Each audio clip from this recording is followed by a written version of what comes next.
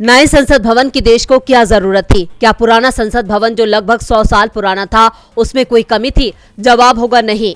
ना तो नए संसद भवन की अभी जरूरत थी और ना ही पुराने संसद भवन में कोई कमी थी। लेकिन फिर भी नया संसद भवन बना, और वो भी कोरोना की सबसे तेज लहर के बीच लोगों के जीवन को मुश्किल में डालकर। और अब इसे लेकर शिवसेना के सांसद संजय राउत ने बड़ा खुलासा किया है। उन्होंने सामना में खुलासा करते हुए बताया कि पुराना संसद भवन दिल्ली में शान से खड़ा है और कम से कम 100 सालों तक इस इमारत को कुछ नहीं होता, लेकिन प्रधानमंत्री मोदी के मन में आया और इस ऐतिहासिक इमारत को ताला लगा दिया। जब मैं वहां पहुंचा तो दुविधा थी। नए संसद भवन में लोकसभा और राज्यसभा के लिए एक ही दरवाजा है। राउत ने इसे लेकर भी बड़ा खुलासा किया है। उन्होंने कहा कि नई इमारत गोमुखी हो, इस तरह की सलाह भी ज्योतिषियों ने दी थी। उसी के मुताबिक नई इमारत का निर्माण कराया। एक तरफ हमारे वैज्ञानिक चांद पर पहुंच गए हैं और उसी देश के नेता सत्ता ना चली जाए इस डर से नए संसद भवन का निर्माण कराते हैं। दिल्ली में ज्योतिष आचार्य और बुआ बाबुओं की चलती है। उन्होंने कहा, दिल्ली की सरकार अंधश्रद्धा और अंधभक्तों के घेरे में घूम रही है। देश चलाने वालों के मन में अंधश्रद्धा, ग्रह और कुंडली का प्रभाव है। संसद भवन 10 सालों बाद आपके लिए शुभ नहीं होगा। 10 साल बाद यहाँ कोई टिकता नहीं है, तो ऐसे में नए संसद भवन का निर्माण कराओ। इस तरह की ज्योतिषी सलाह मानकर नए संसद भवन का निर्माण किया गया। राउत ने कहा कि अंधविश्वास को बढ़ावा देने के लिए देश की तिजोरी से 20,000 करोड़ रुपए खर्च कर दिए गए। 2014 के लोकसभा चुनावों के वक्त बीजेपी ने हर साल 2 करोड़ लोगों को नौकरी देने का वादा किया था, लेकिन बीजेपी का ये वादा अब उसकी परेशानी का सबसे बड़ा कारण बन गया है। रोजगार को लेकर विपक्ष में ही नहीं, आम जनता में भी बीजेपी के खिलाफ गुस्सा बढ़ता जा रहा है और अब लोगों के गुस्से का निशाना पीएम मोदी भी बनने लगे हैं। इसके संकेत पीएम के संसदीय क्षेत्र वाराणसी से ही मिलने लगे हैं। दरअसल वाराणसी में पीएम मोदी के काफिले के सामने अचानक एक युवक ने दौड़ लगा दी थी। पुलिस भले ही इसे सुरक्षा चूक बता रही हो, जबकि युवक को लेकर जो सच्चाई सामने आई है वो कुछ और ही कहानी बयां कर रही है। युवक का नाम कृष्णा गुप्ता है। वो गाजीपुर के जमानिया रोड का रहने वाला है। कृष्णा पहले सेना भर्ती में शामिल हुआ था। उसका रिटन सिलेक्शन हुआ, मगर मेडिकल में अनफिट कर दिया गया था। सैन्य मेडिकल टीम के इस निर्णय के खिलाफ कृष्णा कोर्ट चला गया था। वहां से मेडिकल की गाइडलाइन ले आया था, लेकिन उसे नौकरी फिर भी नहीं मिली। वजह क्या थी पता नहीं चली। उसने और भी कोशिश की, लेकिन नौकरी नहीं मिली। नौकरी के चलते परेशान कृष्णा पीएम मोदी के काफिले के सामने इसलिए आया कि वो अपनी शिकायत उन तक पहुंचा सके। मामला पीएम की सुरक्षा से जुड़ा था, इसलिए फिलहाल विपक्ष ने इस पर कोई कमेंट नहीं किया है। लेकिन जिस तरह से एक बेरोजगार युवक ने पीएम के काफिले की ओर दौड़ लगाई, उससे युवाओं के गुस्से का एहसास बीजेपी को शायद होने लगा हो। पूर्व वित्त सचिव सुभाष चंद्र गर्ग ने अपनी किताब वी ऑल्सो मेक पॉलिसी में प्रधानमंत्री नरेंद्र मोदी को लेकर बड़े खुलासे किए हैं। सुभाष ने अपनी बुक में लिखा कि 2018 में एक मीटिंग में पीएम मोदी ने अपना आपा खोते हुए तत्कालीन आरबीआई गवर्नर उर्जित पटेल को पैसे के ढेर पर बैठने वाला एक सांप कह दिया। कठिन आर्थिक स्थिति और सरकार और भारतीय रिजर्व बैंक के बीच तनाव के बीच अर्थव्यवस्था की स्थिति की समीक्षा करने के लिए 14 सितंबर 2018 को एक बैठक बुलाई गई। इस मीटिंग में प्रधानमंत्री नरेंद्र मोदी ने तत्कालीन आरबीआई गवर्नर उर्जित पटेल पर अपना आपा खो दिया और उनकी तुलना पैसे के ढेर पर बैठने वाले सांप से की। पूर्व वित्त सचिव सुभाष चंद्र गर्ग ने अपनी पुस्तक वी ऑल्सो मेक पॉलिसी में यह दावा किया है। हार्पर कॉलिंस द्वारा प्रकाशित ये बुक अक्टूबर में रिलीज होने वाली है। गर्ग ने अपनी बुक में लिखा है कि पटेल और तत्कालीन वित्त मंत्री अरुण जेटली और प्रधान सचिव नृपेंद्र मिश्रा सहित अन्य सरकारी अधिकारियों के साथ लगभग 2 घंटे तक मीटिंग करने के बाद भी प्रधानमंत्री को कोई समाधान नहीं निकलता दिखा। उस मीटिंग में उपस्थित अन्य लोगों में तत्कालीन रेल मंत्री पीयूष गोयल, तत्कालीन अतिरिक्त प्रधान सचिव पीके मिश्रा, तत्कालीन डीएफएस सचिव राजीव कुमार गर्ग और आरबीआई के 2 डिप्टी गवर्नर विरल आचार्य और एनएस विश्वनाथन शामिल थे। बप्पा के दर्शन करने सीएम एकनाथ शिंदे के घर पहुंचे शाहरुख खान। बहन और जीजा के साथ सलमान खान भी बने गणपति पूजा के मेहमान। सीएम के साथ पोज देते दिखे बॉलीवुड के करण और अर्जुन। तो आशा भोसले, शहनाज समेत ये स्टार्स भी बप्पा को करने पहुंचे नमन। बॉलीवुड में बीती शाम बड़ी ही रंगीन रही। भाई आखिर रविवार रात राजनीतिक जगत और बॉलीवुड की दुनिया के सितारे एक साथ जो नजर आए। महाराष्ट्र के सीएम एकनाथ शिंदे ने अपने घर वर्षा में रखी गणपति पूजा, तो सलमान और शाहरुख ने भी टेका बप्पा के आगे मत्था। जी हाँ, महाराष्ट्र के सीएम एकनाथ शिंदे के घर बीती रात गणपति पूजा रखी गई थी। ऐसे में बॉलीवुड से लेकर टीवी जगत के स्टार्स का यहाँ जमावड़ा देखने को मिला। सभी ने बप्पा के आगे अपना शीश झुकाया, लेकिन जमाने की नजर तो उस नजारे पर टिकी रह गई जब बॉलीवुड के जवान शाहरुख खान ने सीएम के घर एंट्री ली। भाई आखिर सनातनी पटके के साथ ब्लू और व्हाइट पठानी सूट में किंग खान बेहद हैंडसम जो लग रहे थे, तो एकनाथ शिंदे ने भी शानदार तरीके से शाहरुख का स्वागत किया। सीएम ने किंग खान को शॉल उड़ाया, साथ ही फूलों का गुलदस्ता और बप्पा की मूर्ति भी उन्हें भेंट की।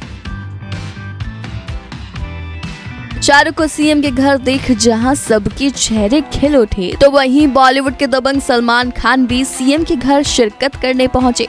मरून कलर की कुर्ते में सलमान डैशिंग लुक में दिखाई दिए। सलमान ने भी इस मौके पर गले में सनातनी पटका पहना था। गणपति पूजा में शामिल हुए सलमान को भी बप्पा की मूर्ति भेंट की गई। इस मौके पर सलमान के साथ उनकी छोटी बहन अर्पिता खान शर्मा और जीजा आयुष शर्मा भी मौजूद रहे। सभी ने एक साथ तस्वीरें भी खिंचवाई।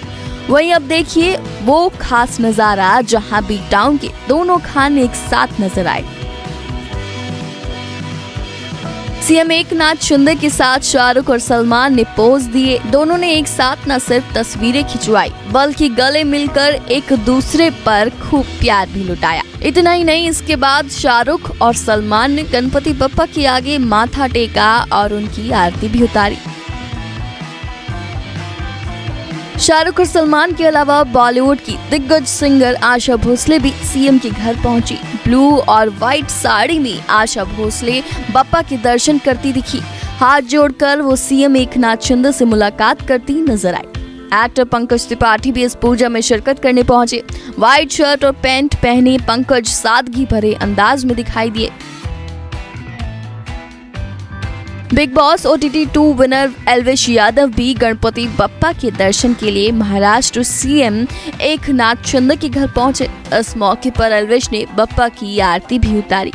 Big Boss 13 fame Shehnaaz Gill भी इस पूजा की मेहमान बनी। नियॉन कलर के सूट में शहनाज बेहद प्यारी लगी। वहीं टी सीरीज के मालिक भूषण कुमार, एक्ट्रेस पूजा हेगड़े, काजल अग्रवाल भी सीएम के घर पूजा में शामिल हुए।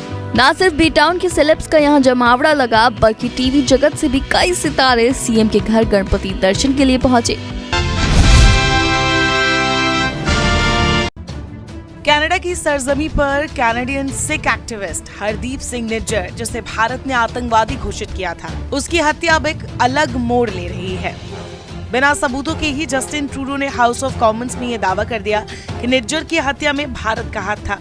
भारत ने आरोपों से किनारा कर लिया, लेकिन इन दोनों देशों के बीच बढ़े विवाद में अमेरिका क्या कर रहा है, यूएसए का स्टैंड क्या है और इसका भारत और अमेरिका के रिश्ते पर क्या असर पड़ने वाला है, ये जानना जरूरी हो जाता है। यूएसए भारत के साथ व्यापार करने वाला सबसे बड़ा देश है और ये भी साफ है कि ये रिश्ता कनाडा भारत व्यापार से कहीं ज्यादा बढ़कर है।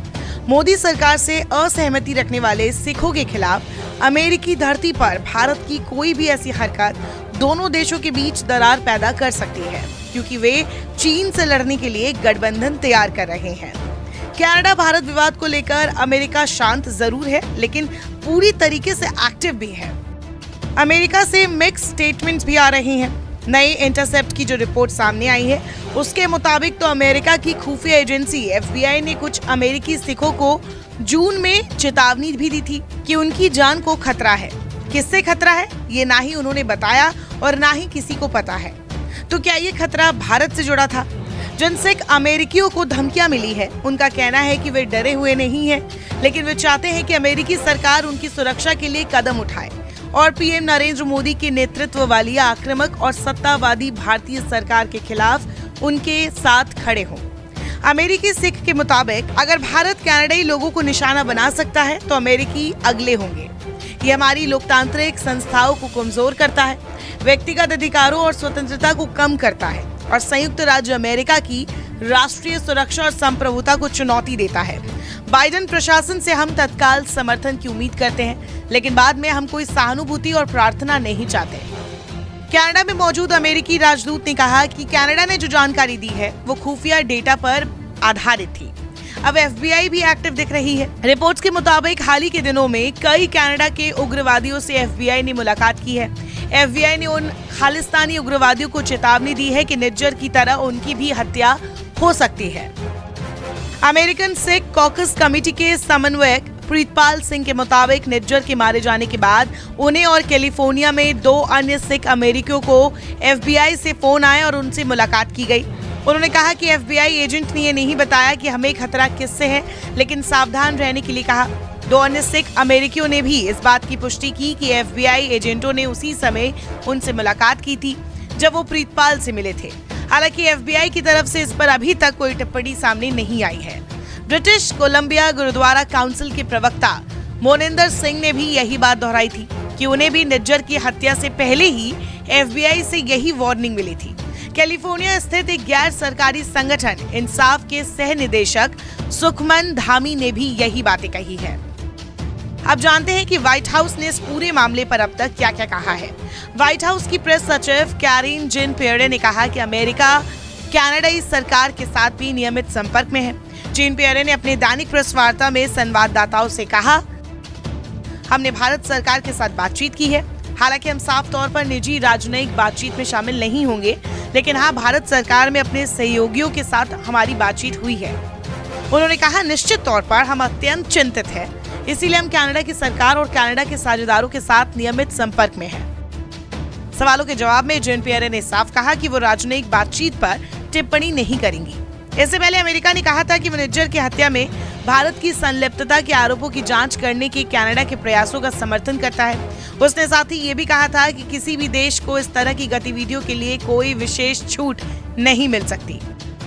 विदेश मंत्री एंटनी ब्लिंकन ने कहा कि अमेरिका अपनी जांच में कनाडा का सहयोग कर रहा है। वहीं एक और बयान में अमेरिकी राष्ट्रीय सुरक्षा सलाहकार जेक सुलिवान ने कहा कि भारत के पास न्यायतर हत्याओं जैसी कार्रवाई को अंजाम देने के लिए विशेष छूट नहीं है।